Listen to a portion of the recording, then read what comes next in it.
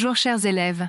Pour mieux profiter de cet exercice, je vous invite à prendre une feuille et un stylo, prendre votre temps et essayer de trouver la bonne réponse avant de consulter la correction disponible à la fin de la vidéo.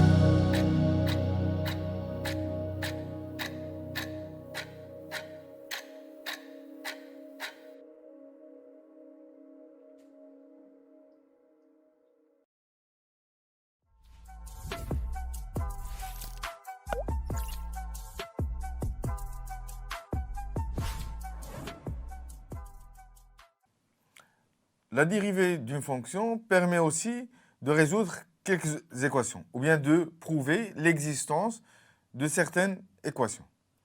Nous allons voir une application de cela dans l'exercice suivant. Soit f une fonction continue sur 0,1, dérivable sur l'intervalle ouvert 0,1, tel que f de 0 est égal à 0 et f de 1 est égal à 1.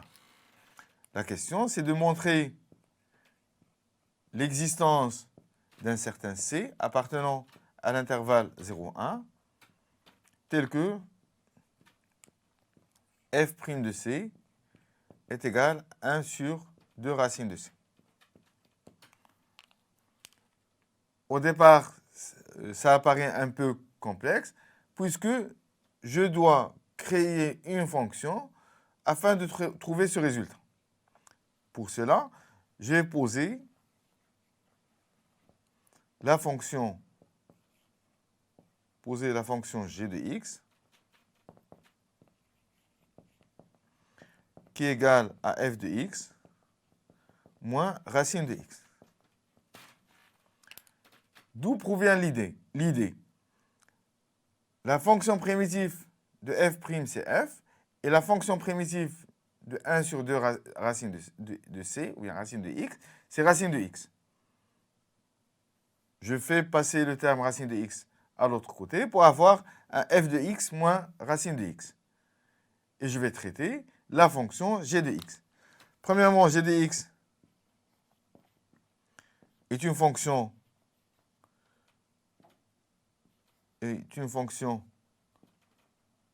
continue sur 0,1, sur l'intervalle fermé 0,1, est dérivable sur l'intervalle ouvert 0,1.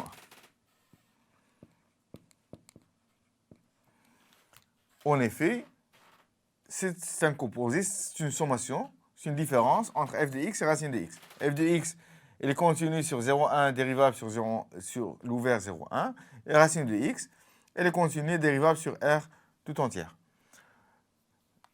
g de x est une fonction continue. Calculons g de 0. G de 0, c'est f de 0 moins 0 est égal à 0. Et g de 1, c'est f de 1 moins racine de 1, qui est égal à 1 moins 1, c'est-à-dire 0. Donc, j'ai pu avoir les conditions d'application du théorème de Rolle. C'est ainsi, je peux dire qu'il va exister un C appartenant à l'intervalle 0, 1, tel que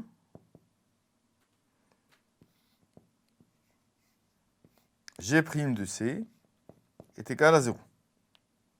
G' de C est égal à 0, c'est-à-dire que F', il va exister un C appartenant à l'intervalle ouvert 0, 1, tel que F' de C moins la dérivée de racine de x, c'est 1 sur 2 racine appliquée à C, est égal à 0. Par conséquent,